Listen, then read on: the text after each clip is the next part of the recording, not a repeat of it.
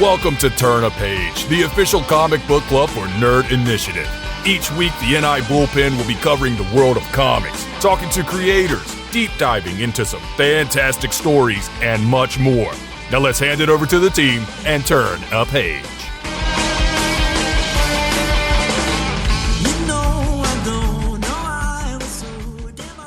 Welcome to a very special edition of Turn a Page, the comic book club on Nerd Initiative. My name is Ken M. I'm the host of the ODPH podcast. I'm also Nerd Initiative's comics editor-in-chief. Also joining us for this special occasion is assistant editors Matt Roth from Hops Geeks News and Marty Stoked. And because it's in his contract, he has to do his own intro. I'm an agile live direct straight from a folding chair in the ODPH studios just to make Geoff John smile. My name is Off the Cuff Tom, Nerd Initiative's pop culture connoisseur. Matt, Marty, Gary, Bryan, Jason, Ken, and Geoff. Always a pleasure. Absolutely. Always a pleasure, guy. I always loved those. That intro is such a great intro. You get the sense that they've done it before. Yeah, I know. I love it. It's great. Just to be It does make me smile. Thank you. Yes. And talk about making people smile. There is going to be two special days coming up in the calendar year. First and foremost is April 3rd, which if you are not familiar with, comic fans, you need to have circled on your calendars. Set the alarms, set the reminders, do whatever you need to, because there is 3 major books that are dropping that you absolutely have to have in your collection. There is no excuse for you not to pick these books up. But more importantly, March 11th is the final order cutoff date. So you need to make sure you run as soon as you hear this episode to the comic shop, sign up, make sure you have your copies, plural. You're going to need more than one because this is going to be a whole new wave of comics that is going to take over and you don't want to be the one missing out. So luckily, we have the creators of these lines of books coming on the show. And you know their work from such past stuff as Three Jokers, Batman Year or 3-1, The Ultimates. But let's face it, that's the past. The future is summed up in 2 words, Ghost Machine. So joining us for the special edition, you know him as the artist of REDCOAT, Bryan Hitch, the artist of ROOK Exodus, Jason Fabok, the artist of GEIGER, Gary Frank, and the writer of all 3 of these books, Geoff Johns. Gentlemen, thank you for coming on the show. Thanks for having us. Good to see you guys. It's good to see you too. Yeah. So let's get into it. Obviously, the last time we talked to you was right before the one shot came out in January. Since that time, obviously, we're getting closer and closer to Ghost Machine Day, April 3rd. For everybody, how has the journey been since that point came out? What's the emotions going into that big day? Let's make Bryan start. What was the question again? Let's see if you can talk without a glass of wine in it. Yeah. I'm feeling jittery already. Yeah. It's odd for us, I suppose, because we've been putting Ghost Machine together in one form or another. It wasn't Ghost Machine then for almost 2 years. So to get to the point where, Gary and Geoff have done GEIGER already in a couple of forms. They did the originals, the trades out, and there was the Ground Zero just at the end of last year. So they've had a good run up to this. But I suspect for Jay and I, this is, something really special because it's the first time our books. I mean, Jay's book is actually even newer than mine because I suppose I did the preview story for REDCOAT in the GEIGER 80-page giant 2 years ago. So again, it's been quite a long run up. So it's just really great to have stuff that's going to be out there that people can pick up and read and respond to. For us, we're obviously quite a bit further down the line in our plans and our production. But it's always exciting when something you're so genuinely proud of comes out. And we are also proud of these books and each other's work as well. So it's really exciting. In fact, it's the most excited I've been since I did Ultimates. Wow. Yeah, it's for all of us, and I'll speak for me, and the other guys can speak for themselves. It's been a long journey, but it's also it kind of came together so organically, like we talked about last time. But to have the books, like they're all going to the printer like next week, the print runs are set, and the books are great. Like they all are beautiful. They're all very different. There's a lot of conversation about should we put them all out on the same day, and ultimately it was like yes, because it shows you kind of the diversity of titles. Like REDCOAT is in tone is very different than ROOK and GEIGER, but the books all feel very much like our work. Like you won't read one of those books, and I think when you read REDCOAT, it feels like something that Bryan and I would do. And GEIGER is the same thing with Gary and I, and Jay with ROOK Exodus, and yet all the books too are part of the same initiative. And because we we literally own all this stuff together, like all of it. And we're all in it together on every level. And it's our company and our books. And there's a real big sense of pride, because this doesn't just feel like launching a new title. It feels like, and we're launching our company, our who we are as people. Like, this is who we are. Our work is who we are. So when you see these books, this is who we are. And I'm really proud of who we are and what we've done and what we've built and everybody that's a part of this. So for me, it goes so far beyond the professional, aspect of like, oh, it's exciting to have a new book out, especially from Image like this, because it's such a dream to be at Image. It's just so personally, it's a symbol of like what all of us together have been working towards, and that's really exciting to have it finally kind of come out. The one shot was one thing, but you're getting 6 pages or 10 pages, 4 pages of a character. It's just a taste. And this, like, Rook and REDCOAT are twice the size. They're big intros, and GEIGER's I think a nice, great continuation, but also an introduction, if you haven't read GEIGER, to the book. And that's what I'm excited about, is people experiencing these, what we put our everything we have into, because it's all on the page. Yeah, I think that's one thing that just really jumps out about that. I mean, Jason, especially too, is like, this is one of your first books as well. Like I say, the emotions coming in with now being creator owned, like, how's this affecting with you? Yeah. I mean, I remember being very, right now I'm feeling very excited. Like I really I've been waiting for this day, because we've been working on Rook for a while. Like, I drew the first issue, maybe it was sometime last year, early last year. Maybe we even started it the year before, and we slowly kind of worked on it. And then we went back and we changed things, and because we were working ahead, and it's like, let's add some stuff, let's flesh this out a little more. We've got it to a point where, like, I'm really proud of it. And so I'm excited. Like, I'm anxious. I want it to get out there, because I want people to read it and dive into it. And it's the same feeling I kind of had when Three Jokers was ready to come out, because we had worked on that for so long too. And it's like, you just want to unleash it out there and let people read it and enjoy it. And so yeah, I'm really excited. I can't wait. I can't wait for April 3rd to come, but at the same time, I got to do a lot of work, so I don't want it to come too quickly. No, completely understandable there. Yeah. And then for Gary, I mean, obviously GEIGER was one of the first character to come out from Ghost Machine, and now being arguably the flagship character of the first wave to come out. Like, how is it feeling for you to reintroduce that character to a whole new audience? It's kind of, I mean, I don't have the butterflies, I guess. I don't have the because we've done it. We've already had GEIGER out there and everything, and it went down well. We're really pleased. So for us, it's kind of, I'm speaking for both of us, Geoff, but I think for now we kind of feel quite at home with this work, right? It feels like we're in a groove. We know where we're going with it. We know what we're doing with it, and it's kind of, it's just nice.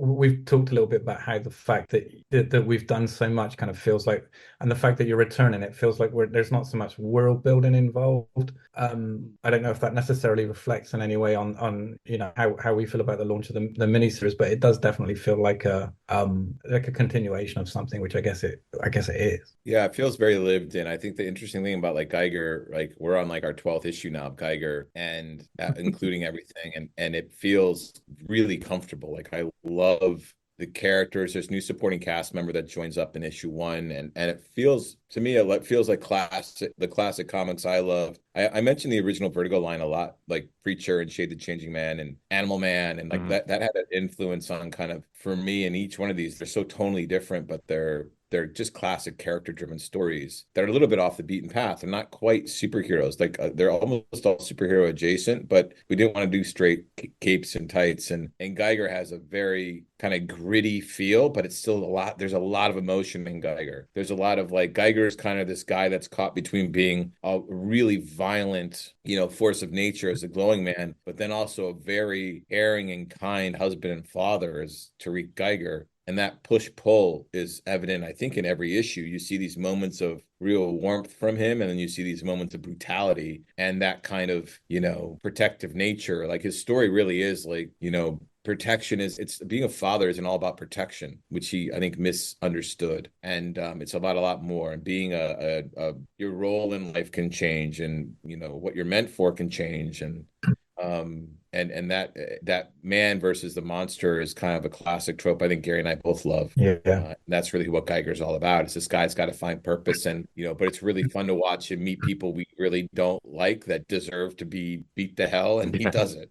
Like that's fun. Yeah, there's that catharsis and everything there. But I also like the fact that, I mean, aside from him being protective and that being his role as the protector of the family, I like exploring the degree to which he's dependent on the family, or he's dependent how his personality to stay grounded. He requires somebody to care about. It's just a nice thing. He's not just kind of a raging lunatic who's pissed off because he's lost everything. He's kind of there's an element of this kind of struggle to find himself again, or find what it was about himself that was drawn from his role as a father. Yeah. So yeah, nice. It's nice and complex, and it's nice and human. Mm-hmm. Yeah, I mean, it definitely jumps off the page too, and I think that's also a credit to two other creators that are involved in all three of your books, and that's Brad Anderson and Rob Lay. So talk about their impact on your books coming out. Well, I'm going to nip in here because these guys had worked with Brad before, and apart from a couple of covers Brad did as warm-ups before we started working on Ghost Machine stuff, I'd not really worked with Brad before. I'd liked his work,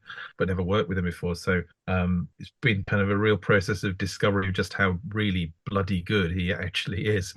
And just what he brings to it. And there's such a joy when he turns the pages in, because the way he thinks and the way he works, it's always an enhancement.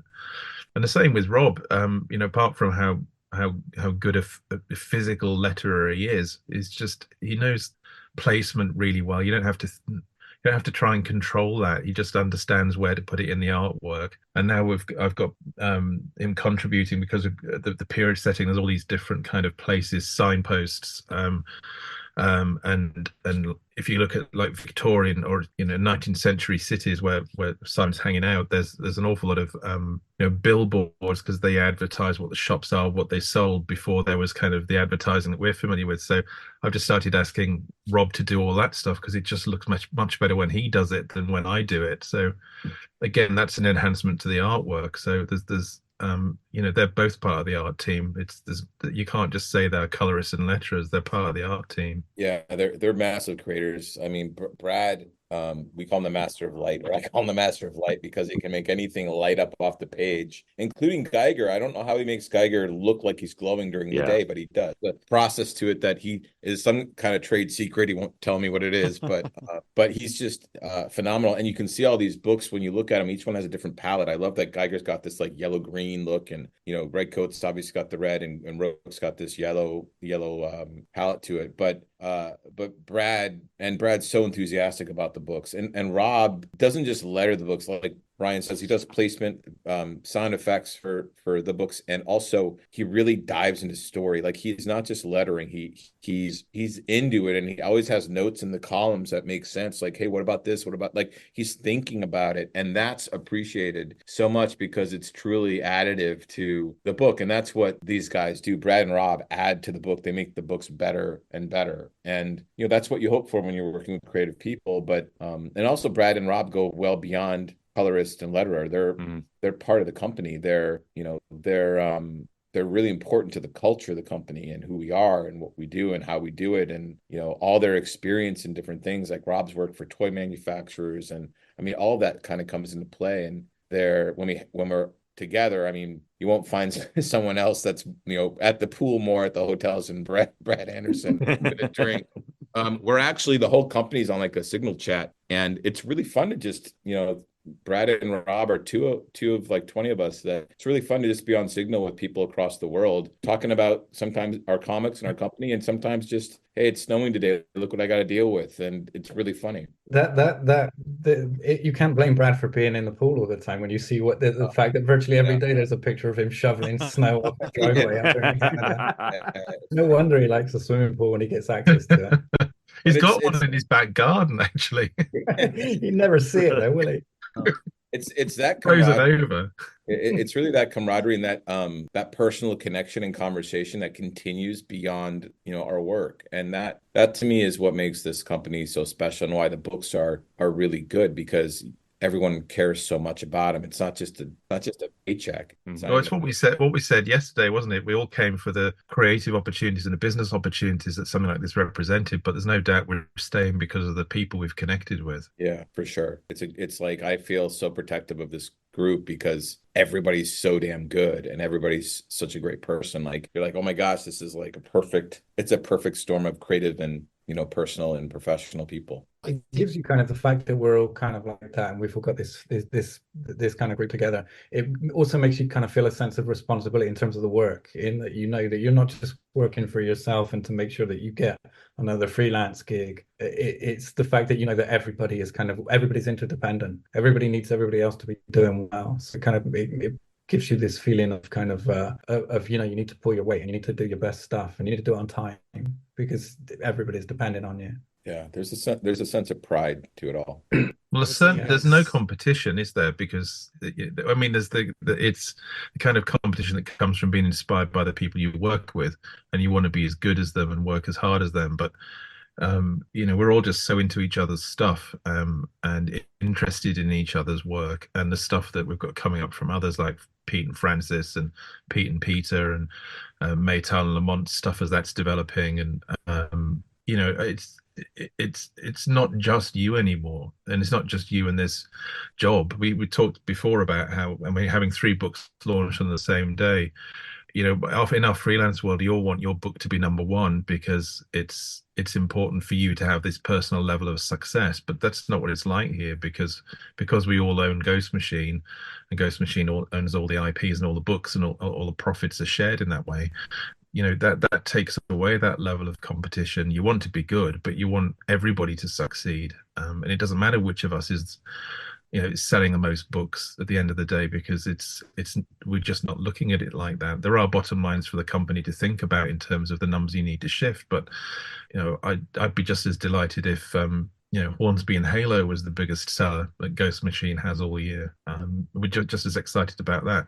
But we're all invested in each what we're doing, and this is long-term commitments for all of us. None of these books are going away. Yeah, absolutely. I was going to say, I hope they don't go away because, I mean, with the 3 that you have launching this on April 3rd, we can't stress enough, it's Ghost Machine Day, and it's going to be such a monumental day at the shops. I mean, let's kind of dive into it a little bit. And first and foremost, I know Matt has been itching to talk about REDCOAT, so I'll hand it over to him because obviously the description of him being the immortal mercenary who's a bit of a tool. I mean, that is an amazing selling point. But Matt, I mean, I know you want to talk about this. Yeah, no, this is probably my most anticipated just because I have such a love for history and tools. Just he said it. I sympathize with him a little bit, right? Like just a little goofiness, but so I know Bryan touched upon this in Orlando, being this outside perspective, coming up with the character Simon, who is British and going through American history. What was that like for you and Geoff to kind of have these opposing, I guess, growing up? You learned one thing, Geoff definitely learned more a different side of the American history. What was that like blending together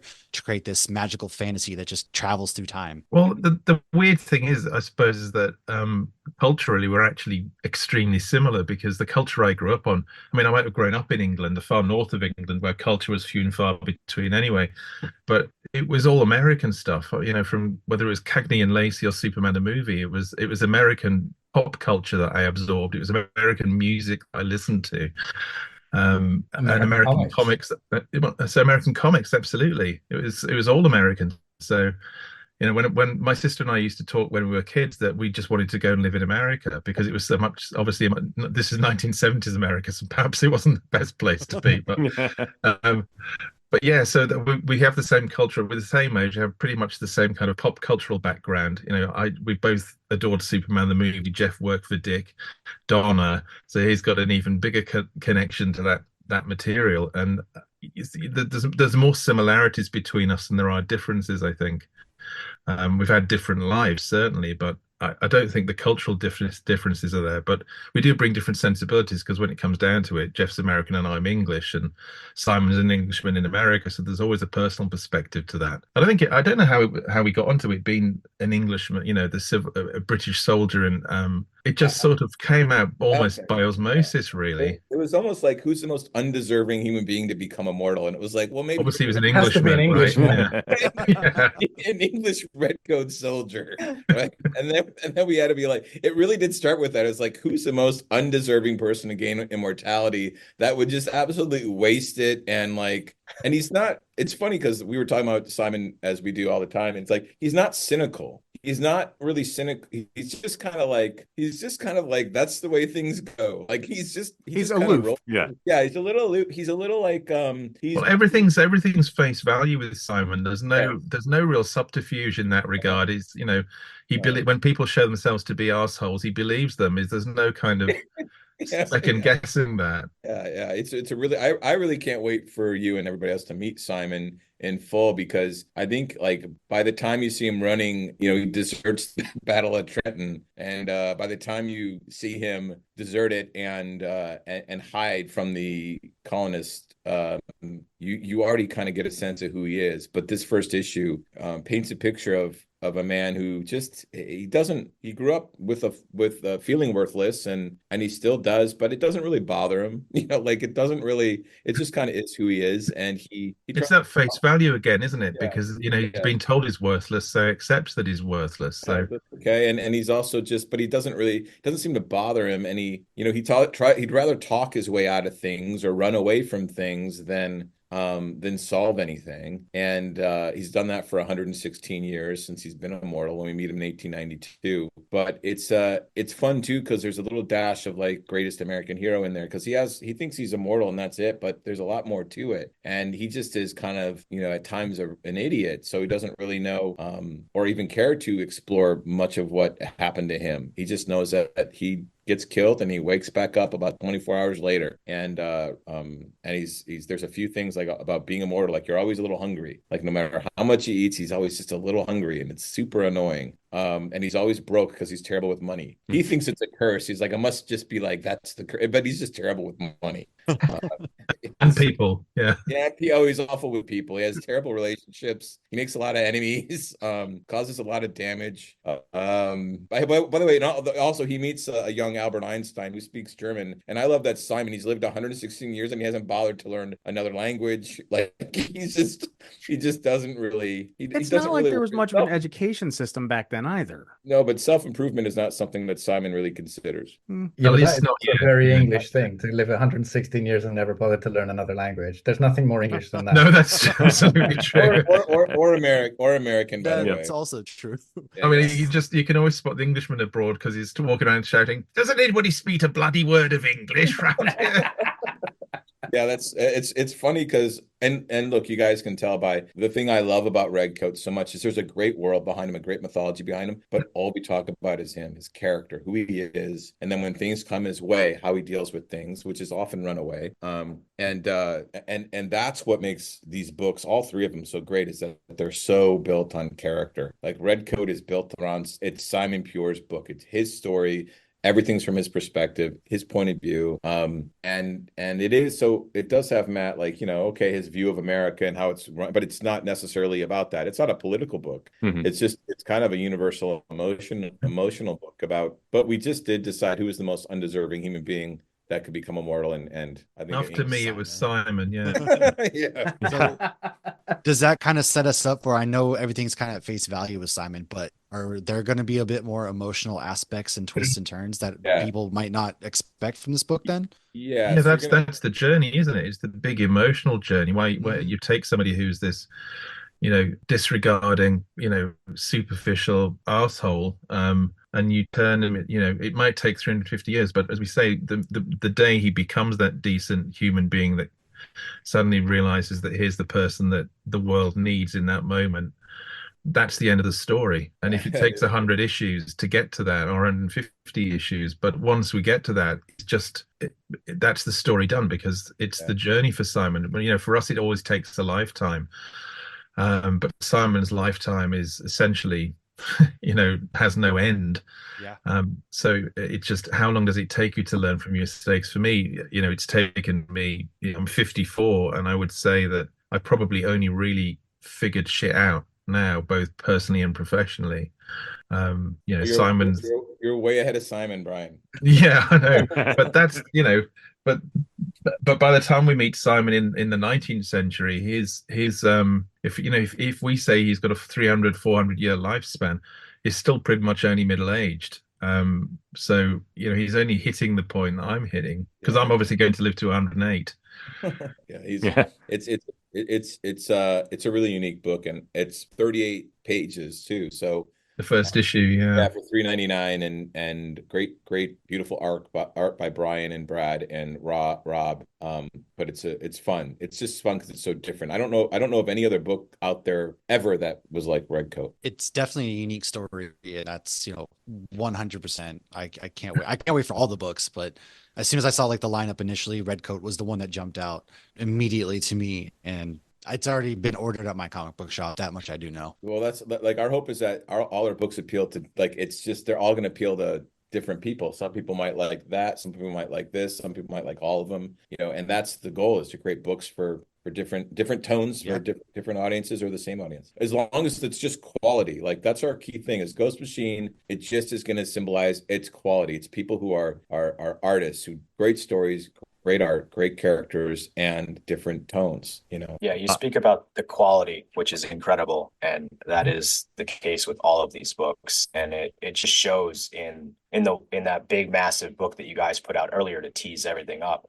The quality of all of the art is unreal, and that alone should get people to jump in, because you guys aren't shortcutting anything. Like, there are times where some of the panels aren't as detailed, but there's no panel that in any of the books that are out there that don't have the line work, the shading, the detailed aspects that I personally love, about the art around what you guys are producing. And then the characters that you guys are creating are just top notch and unreal. Thanks. I mean, so it's incredible. Thanks. That's our goal. Our goal is to honestly just, we want to have a high level of craft and real personal creation. So every one of these characters is a personal creation, and you'll feel us in those. But we're giving everything we got. We this is the most important thing we've all ever done. Yeah, it shows. And I mean, for me, Matt, you talked about Redcoat jumping out at you. For me, like, I've known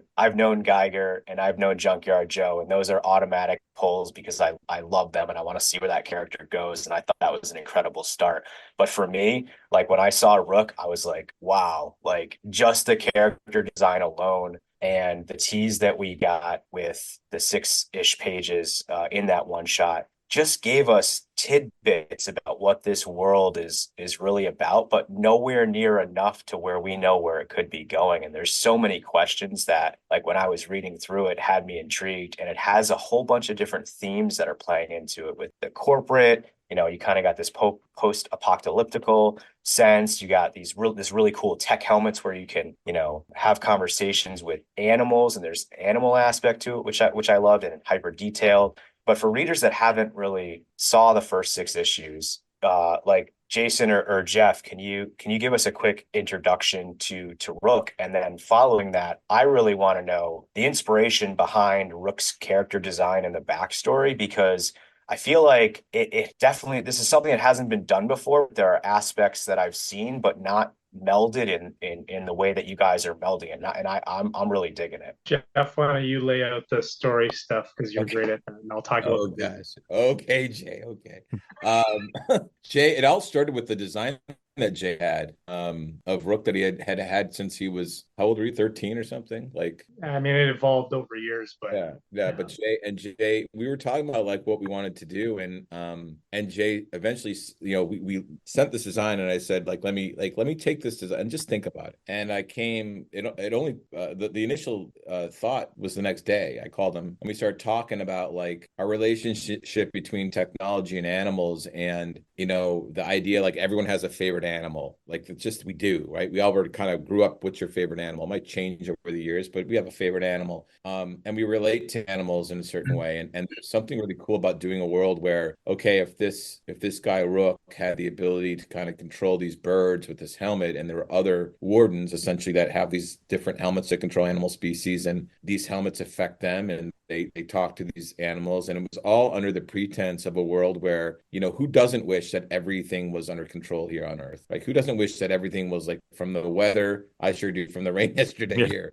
weather to the to every aspect of nature. And really, the idea was, well, someone did do that, and this guy left Earth because he felt he had no control here, and that it was too far gone, and that the problems were much too big for him to solve. Like, it was overwhelming, which I think all of us can relate to a bit. And went to this other world where everything was supposed to be under control. He was employed by this world. He was a farmer, and now he's there to control the birds. The birds need to be there because scavengers serve a purpose. The purpose won't be to eat their crops, but to be scavengers. And so he did that, and he went under training with other wardens like Swine, who controls warthogs, one of our favorite characters.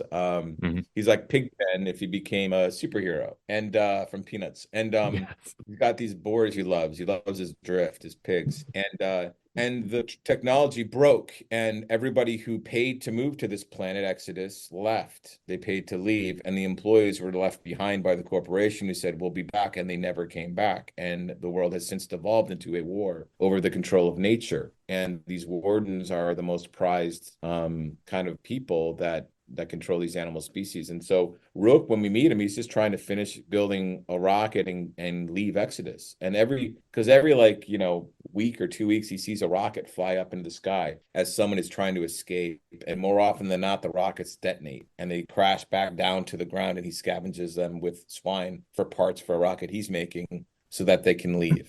And the themes of this take, there's a lot of themes, like the natural instinct of fight or flight that we all have, right? When things are bad, we want to run away. Everyone's had that bad day at work where they're like, I'm just going to quit, right?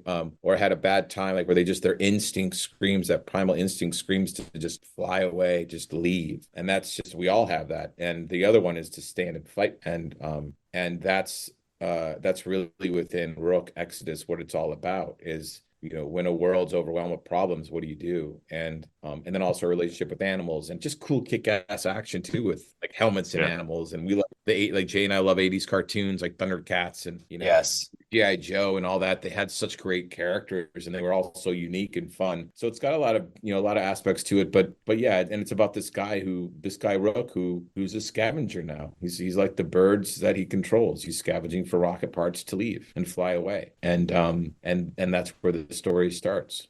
So it goes somewhere completely different, right, Jay? Yeah. I think like there's this like Geoff was saying, like everybody has their own favorite animal, and it's something that I think people they connect with. They connect with the characteristics of animals and how they look, and sometimes even just down to their colors, we really want to play that up. At first, when I came up with the design, like I always had this design for this guy with a trench coat and like a bird looking mask, and I was kind of messing around with this idea and kind of like a mix of military and Mad Max and a little bit of Star Wars and all this sort of thing in there. And it was Geoff who had suggested, he's like, well, what if there's other characters with helmets? Like originally I just had a guy and he was just called Rook. And he was kind of like I just figured, he's a character who kind of like a Batman in a sense where he takes on an animal avatar, and that's his symbol. And he runs off and he's fighting whatever, battling monsters and stuff like that. But Geoff was the one who was like, what if there's other characters who control animals as well? And then that like totally unlocked everything. And at first, like I was being very subtle with the designs, and then now I'm just really leaning into it. So if there's a guy who's like a character who's based off of a fox, I'm really leaning into that. And or like Swine, like I made him like a little heavyweight. He's a little overweight, and he's hairy, and he's probably stinks as well. Like he can kind of smell them. His stuff's all dirty, and it's like we started to kind of play up to the different characteristics, because it felt. I remember even having a conversation at one point, and we said, "Is this too cheesy? Like, is the idea of characters with animal helmets controlling not it at all? No, absolutely not." Yeah, we came out of it going like, no, I think we have to lean into it, because it's kind of like, it reminds me of things like He-Man, where Yeah. you know, you got a character called Fistor, and he's just got a giant fist. You know, it's like you just lean, or Skeletor, he's a skeleton. You know? Like you lean into it, you lean into the theme. Moss Man, Every character, I got, yeah, we got it. Yeah. yeah, It's great. By the way, Moss Man was just Beast Man, but green with like that. Yeah. So there was a guy called Fistor. Fisto. Yeah, Fisto. Yep. Yeah, Fisto. Brian, You couldn't get away with that today. no, I think they changed the name. I grew up on that cartoon, Masters of the Universe, and I loved that cartoon. I loved all the characters, Webster and all those guys. Like, they were all so crazy, but there are aspects of kind of the 80s, I guess a little bit of the 80s cartoon lines, because we those were cool characters. They captivated me, and the imagination that went into them was a little campy, but it was really fun. And I think we're walking the line of something that's got real ethos and emotion. That's the most important thing. It's got to be grounded in real emotion with real stakes and we have something to say. We do have something to say with these books. All these books have something to say. Like with Rook, we are talking about the pressures of the world today on an individual, and like our relationship with animals, and then just why do we all relate to an animal, and like there's a lot of aspects we're exploring. And Jenny and I have I don't want to kind of get into like the kind of the conclusion Rook comes to in this first arc, because it is what the book's about. But I think it's really powerful, and it will relate with people. When I was working on Green Lantern, I always loved, like, the mythology is cool. There's all these lanterns and aliens, and these rings work a certain way. The Guardians created them, you charge it, and this is how it works. But it was really the overcoming fear and the emotional aspect of how that power reacted to an individual. It was like the Ghost in the Machine, where the ghost is like, you can't quantify a ghost, and the machine is very quantifiable, right? It's they're kind of at odds, which is where the phrase Ghost in the Machine came from. They're complete opposites. One's all passion, one's all structure, and you can't really kind of reverse engineer the passion. And to me, that the emotional aspect of why we connect with animals, and how we've lost that in a lot of ways, and how we regain it and what it means and why is it important, and all of that it's really fun to work that into the technology of it, because Rook feels to me most like personification of what Ghost Machine means, where the name at least came from, is the mystery of, you can create technology to control animals, but the relationship between you and the animal, that's a little different. That's not the same thing as just having a program go into an animal's brain and they do whatever you want. It's very complicated. And so that exploring all that, just as us as people, and our instinct of fight versus flight, and when do you lean into flight, when do you lean into fight, and why? And we all feel that. So it's fun to just explore all that stuff with a kick-ass helmet that looks like a gorilla, and he's controlling his gorilla. That's just cool. And there's giant tanks and rocket ships and giant guns, and a big bear guy that's genetically modified himself to be 10 feet tall. There's just crazy stuff in there. But all these titles and characters have to be grounded in real emotion, and we got to say something. We want to say and explore something that everyone can relate to and connect with, and at the same time have a lot of fun with it, have kick-ass action and visuals and characters. And and that's what Rook is. Rook's really I think it's both a very simple idea and a very complicated idea at the same time. Now, you were talking about animal companions. One big thing for me is, and everybody in the bullpen knows, as soon as you throw in a creature or a sidekick or anything, you got me hooked on a book. So I'm going to flip it though to another book.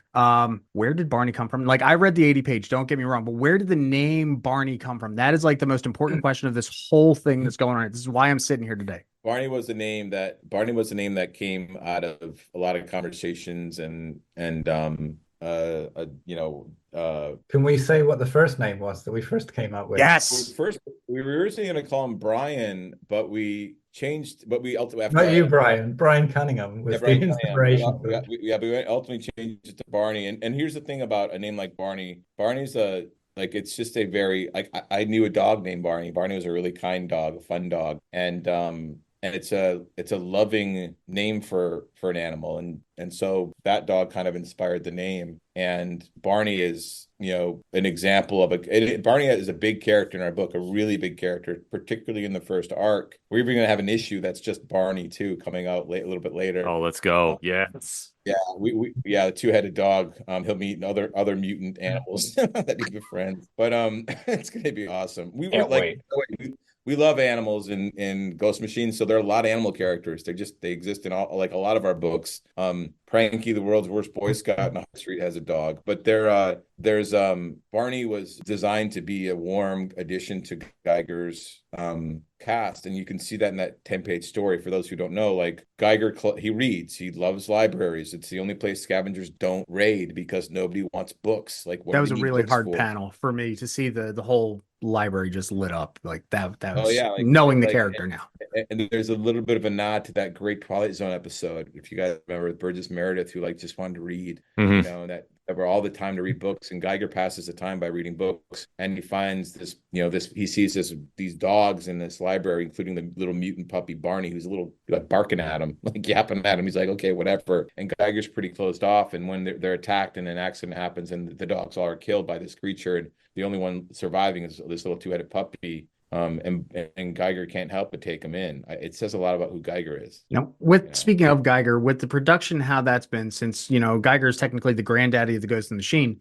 You've done three. You've done Volume 1, we've done Ground Zero, we've done the 80-page, and we know we've got stuff coming out. With the gaps in between, did you write all the scripts all at once, or what was it like getting back into that mindset to write Geiger and to draw Geiger as well? Well, Gary and I, we went from Geiger to Junkyard Joe, and Junkyard Joe was a very, very different book. And that's something that when we first started to expand the unnamed universe, the timeline, I was so excited about the idea of a Junkyard Joe story. And Gary and I talked about it, and it was just so different. Because I remember, Gary, you were kind of like, I've drawn the nuclear wasteland. Like, he wanted to shake it up, and we went to the jungles of Vietnam in 1972. And I remember by the end of that issue, you're like, okay, I'm ready to get out of the jungles. Yeah. Well, I think it made sense also to have that contrast within the story. So the first issue kind of opens up and it's that steamy kind of oppressive jungle. And then we go to kind of like a winter in Indiana. So there's just kind of these vast fields of snow and everything. So it was nice to kind of have that character and take him out of one scenario and put him in the other. But yeah, it's good. I mean, it kind of emphasized the contrast. The thing with Junkyard Joe is that he was a thing made for a particular task in a particular environment. And then the whole story is kind of about what does he do though when he comes home? How does he find a way to fit into a completely different environment? He comes home and he doesn't have a family, and that was kind of exploring all of that. And he's still dealing with. I mean, he's a robot, but he's kind of been traumatized by what happened, and he's coming back, and he just needs somebody to help him deal with it. And he comes home and finds himself alone. So that bleakness and the environment, it just kind of all played into that. So it all made a nice contrast. I love the contrast. It's funny because the only it's partially why REDCOAT and ROOK are double-sized issues. I wish we had, when we did Junkyard Joe 1, if issue 1 and 2 had been one double-sized issue, because you would have had that great contrast between the jungle and then today. It reads great in the trade, but it's funny, when we did this special edition of Junkyard Joe 1 for the cons, we actually put issue 1 and 2 together in the special edition because it really tells you the story. You really know what the story is. That chapter in the jungle is its own story, but that next chapter, when we cut to the Vietnam vet he saved, yeah, that's the one. Nice, you got it. That's the one. That tells you kind of everything. But I love that book. It was so fun to write Junkyard Joe because it was such a different type of book. It was more like a Spielberg Amblin movie than it was like a Mad Max, film like Geiger. It just felt so different.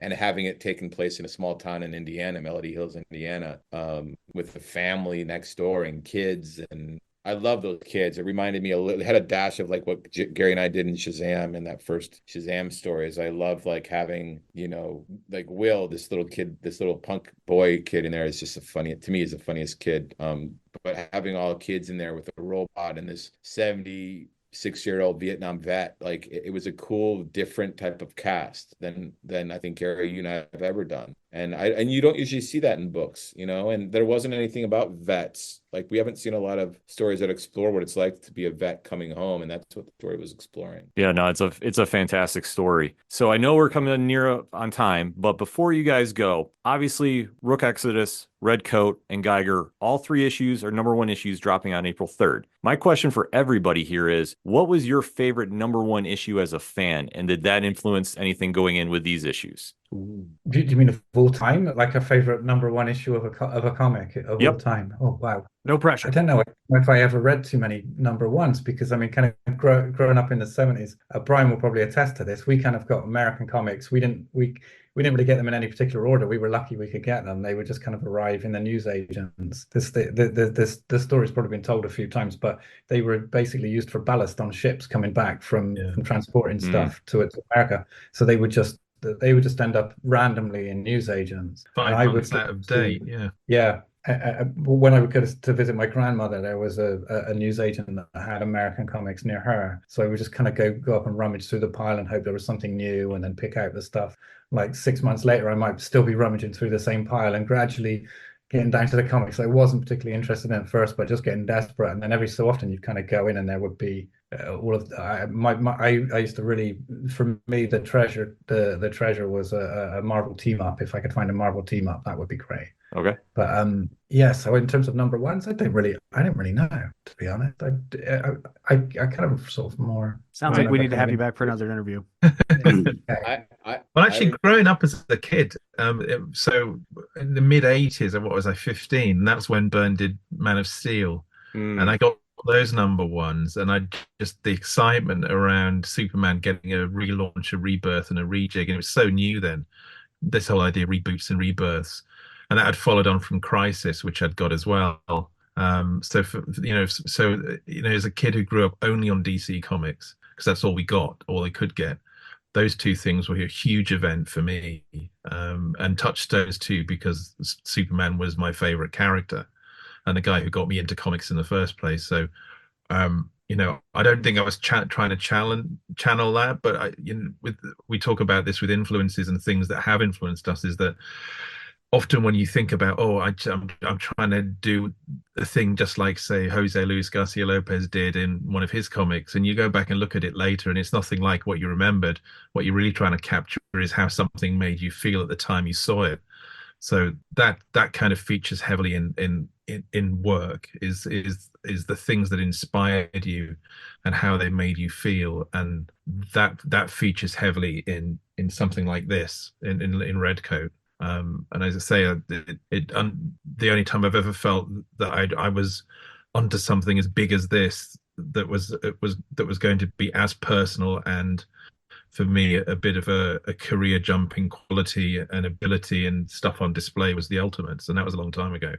Not that I've been on autopilot since, but that was a huge leap for me, the Authority and the Ultimate. So this is in the same vein as that in terms of how I feel about it. Okay. Yeah, issue ones, they're always tricky. I have a load of favorite issue ones I read when I was a kid. Like Bryan, I in the mid 80s when DC was relaunching everything, like Superman and Flash, Justice League, ultimately like Animal Man, like all those books, Shade the Changing Man. I remember like the ones that were like bigger were excited me because it just felt like substantial. And I got more story, I got to know the characters better. But writing first issues over the years, I've written a lot of first issues, from Teen Titans to Aquaman to Green Lantern, and I just, the one thing that, and Justice Society, the one thing that I always try to do in the first issues, and that I appreciated when I read great ones, was that I just knew who the characters were, and kind of like just, I knew who the characters were, and I knew tonally what the book was, and I was captured by something in the story. It was pretty clean and straightforward, but and it had to be different. Like, there's so many books that are like, you guys have all read superhero books. It's like a character X with power Y, and it's like, okay, they fight a villain. There's like, this could be Firestorm, or it could be the Ray, or it could be Star. It's got like, if the story's got to be specifically tailored to that superhero. An Aquaman story I can't just remove Aquaman and put Green Lantern in the story and it's the same story. But I feel like there's some superhero books that just do that. And I'm always trying to make sure that the stories and the scenarios are specific to that character, because that character has to go through that story. that's the whole point. It's the story and the emotional conflict within the character, and the struggle they have is there's a reason that story's happening. That story is there to expose and explore the emotional content of the character. So when Aquaman walks into a seafood restaurant and is confronted by a blogger who says, you can't be in here, you talk to fish, and like there's a whole conversation about how he's no one's favorite superhero, and that scene was really important because it was only a scene that Aquaman could deal with. And I think all superheroes or all books in themselves, they need to have these emotional stories are explored in the external, and they need to be unique. And that's the best number ones that I've ever read are that the stories exploring the character and vice versa. They're talking to each other. It's not just a hero gets powers and then a villain shows up and they fight each other. I've read so many of those where I could take the heroes and interchange them all, and those are never fun for me. Fair enough. Jason? I have two that came to mind that had big impacts on me. One was Ultimate X-Men #1, which I would have been maybe 13, 14 when that came out, and I read it digitally online. Like there was like an online Marvel app, and I remember reading that issue, and that's the book that really once I read that issue, I went and I hunted down all the Ultimate X-Men books that were out at that time. I remember I bought like an eBay lot. I had my dad help me buy an eBay lot, but I still don't have Ultimate X-Men #1, like a physical copy of that book, but I have 2 to like 16, 17, 18. But that was a book that really got me into comics. Like that was when I really was like, I got to go to the comic store every week. And so that was like the catalyst to get me really loving comic books and love the collecting of comics and reading the stories and the artwork. And that's where I started to see like David Finch's art, and then found out that he was from my area. And that led to me eventually learning from him. And so that issue was kind of like a jumping off point. And then another one, actually, it's one of Geoff's books. It was Blackest Night #1, and that was around the time when I was starting to really I had set a goal, like I want to create a comic book portfolio. And I remember that book came out, and I was living up in a small community up in northern Ontario, and at the time, and I found a small little comic shop there, and they had it, and I had gotten the zero. I think there was a 0 issue, wasn't there as well? Yeah, free comic. And then the first issue, I bought both of them and I read them, and I was just so blown away by the story. I wasn't a DC reader. I really didn't know who these characters really even were, but the way that Geoff laid them all out in that, I was learning, and it just opened me up to this new universe of characters. And Ivan's art was like, that's why I fell in love with his artwork. It was so good. And after that, I really started to dive into comic books hardcore, really wanted to hone my skills, and that eventually led me to reach out to David Finch and start to learn from him. So those were 2 #1s that I really had an impact on me, and helped kind of pave my way to a career in comic books. Yeah, I'm hoping that the April 3rd there's there's people that are kind of new to comics, or maybe and they buy all 3, and this affects them that same way. Yeah. It's going to happen. Also, it'll happen. I'll say it. It'll happen. Yeah. I'm excited for that. I'm excited to have people like get inspired by it. And one of the things we've talked about is like, it is our dream to my dream was always to write the Flash comic. That was my greatest dream. Write the Flash comic. That's all I wanted to do, because the Flash was my favorite character. And ultimately, I did do that. And I remember when I finished it, it was like my dad was like, "Well, what's next?" I'm like, I had no idea, but because I'd done it, and I realized now that there is something to be said about having Ghost Machine. Like, we're out there and showing people that DC and Marvel are not the only stop or the last stop. It's actually a stop for sure. People should, if they love Spider-Man and Batman and stuff, do those characters. But the ultimate thing is to do your own stuff. And Image taught us that. And quite honestly, like, I'm happy that we're doing it now in this stage in our life and careers. Like, it's worked out for the very, very best. Right. But as Todd McFarlane told Eric Stevenson when he heard about us doing this, like, what took him so long? Meaning, what took next generation to just kind of band together and go do this and go for it, and I love that quote. I kind of want to put that quote in our office, like, what took them so long, because it is true. Like, yeah, we got to go for it, but I'm really glad we're going for it now with the team we've got. I think it's awesome because for me, I'm later on in my in life, but I got into comic books late in the game.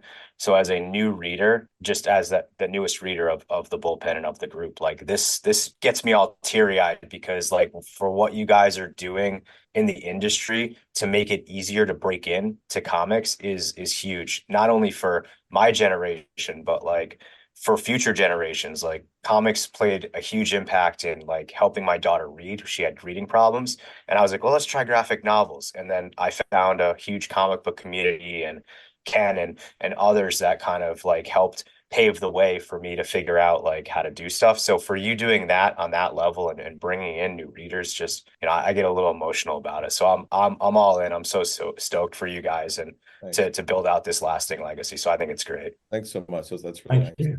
We're really, I will say, we're really trying to make sure that the books are worth everyone's time. They absolutely are. I mean, the one thing that your company has been saying since day one, since we were at New York Comic Con last year, walking into that panel, it's characters first. And that carries through every single book that I picked up from Ghost Machine, and I know the rest of the bullpen has too, that we know when we pick that up, it's characters, it's heart, it's story driven. It is everything that we have been looking for as comic readers, that when we talk about those classic moments in the past, it's right here in the present, and it's going to be here in the future for what you're doing with REDCOAT, ROOK Exodus, and GEIGER, just starting the next wave of what's going to be comics' next big line.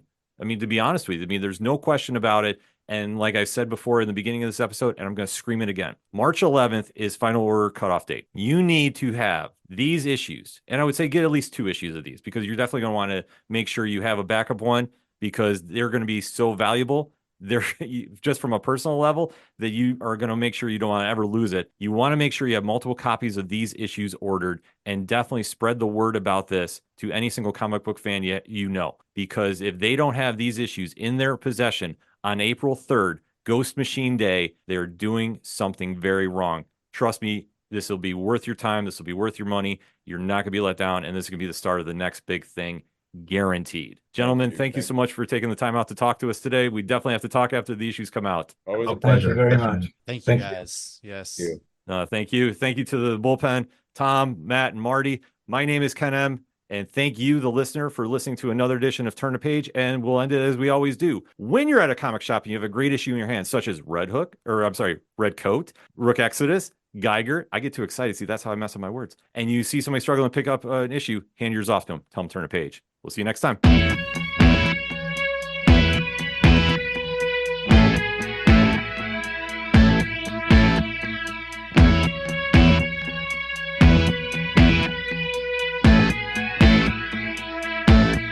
It's such waste of time, swiping left and swiping right on people you could know. Cause anyone who's worth a damn be worth way more than a picture could ever show. You could find the right light, find the right angle, and never find your soul. And it can feel like a losing battle, and this plot is full of holes. This modern way of finding love just makes me feel so alone. And I can't be the only one sick of staring at my phone.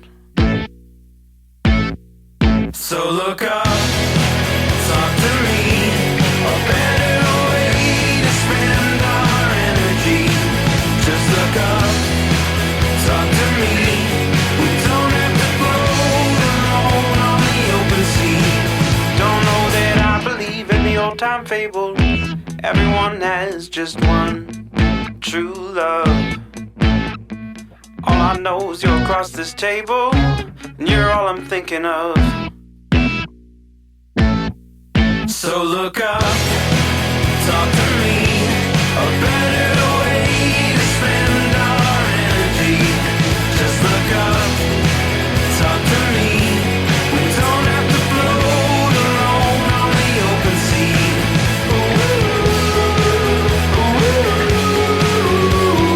Talk to me.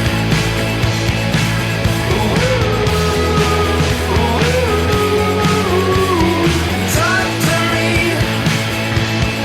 It's such waste of time, swiping left and swiping right on people you could know. Whoa,